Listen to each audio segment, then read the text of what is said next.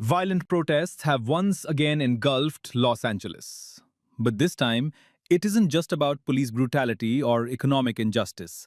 It's about immigration raids, the role of federal power, and a direct standoff between President Trump and California's leadership. Release David Huerta! Release David Huerta! Release David Huerta! Release David Huerta! Over the past week, the city has erupted in chaos following a series of immigration and customs enforcement raids targeting predominantly Latino neighborhoods.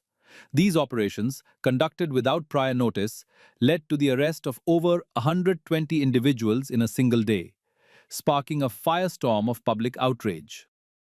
What followed was swift and dramatic. Vehicles were torched, police deployed flashbang grenades and tear gas, looting broke out across the downtown core. As tensions escalated, President Donald Trump ordered 2,000 National Guard troops into the streets of Los Angeles, bypassing California's Democratic governor, Gavin Newsom. This marked a rare move in American history. Not since 1965 has a president deployed federal troops to a U.S. city without state approval.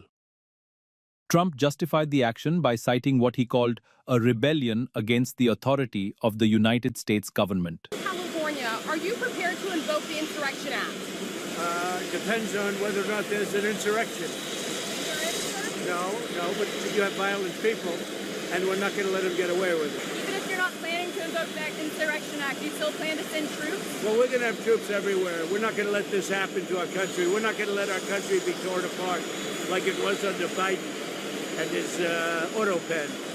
What is the bar for sending Marines to The bar is what I think it is. I mean, if we see danger to our country and to our citizens, we'll be very, very strong in terms of law and order. It's about law and order.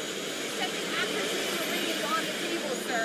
Secretary has We're going to see what we need. We'll send whatever we need to make sure there's law and order. Mr. President, do you foresee those protests spreading to other cities, Chicago, New York, for example, in the next few days? Yes, we're going to be watching it very closely. And when they spit at people, you know, they spit. That's their new thing. They spit, and worse, you know what they throw at them, right?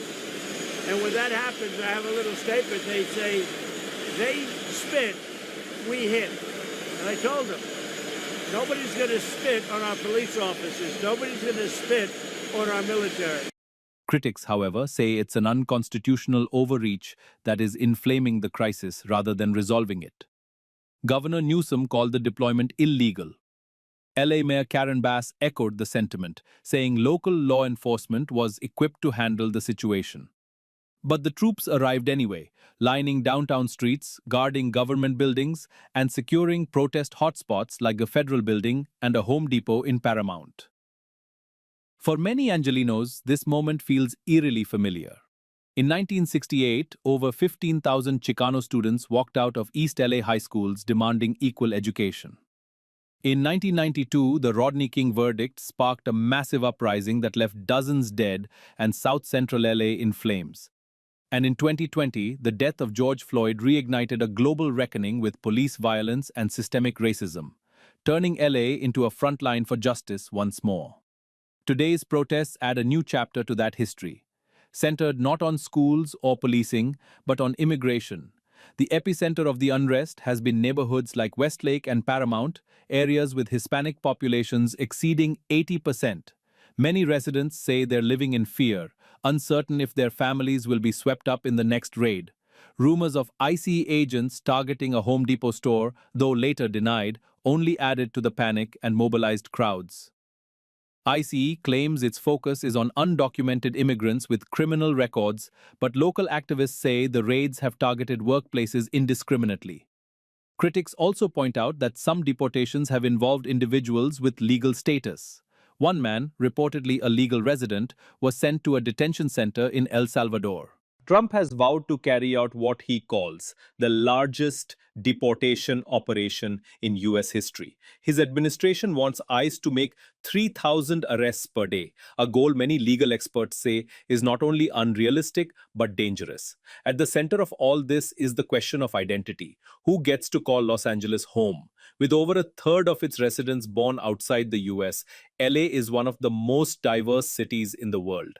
And for many, this isn't just about immigration. It's about dignity, belonging, and the power to resist. The protests for now are concentrated in the downtown core, but the implications stretch far beyond city limits. Trump's unilateral use of the National Guard has reignited debates over federalism, civil rights, and the limits of executive power. Whether these events mark a short term flashpoint or the beginning of a broader national movement remains to be seen, but one thing is clear: Los Angeles, once again, is speaking out, and the world is watching.